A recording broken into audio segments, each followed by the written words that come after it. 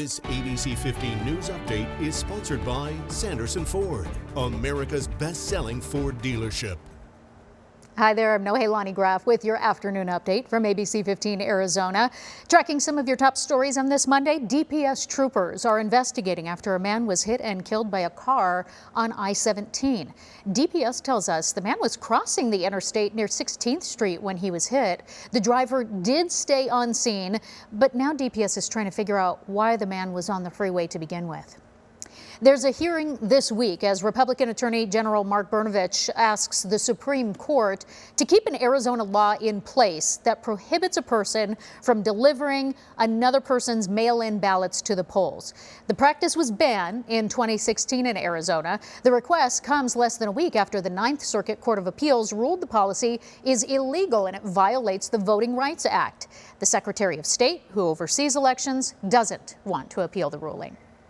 Concerns over privacy could make counting students in the U.S. Census a bit challenging. Universities are struggling with what information they can share about students living on campus housing. A couple of weeks ago, they were told not to provide demographic information, but it appears now the Department of Education will allow them to, as long as the data is stripped of any identifying information that could be linked back to the student. Big changes are in store as Sky Harbor says farewell to Terminal 2. Starting today, all airlines will relocate to the newly renovated Terminal 3. Boutique Airlines is the first one to move, followed by United on Tuesday, and Alaska and Contour Airlines make their move on Wednesday. This does impact both departures and arrivals.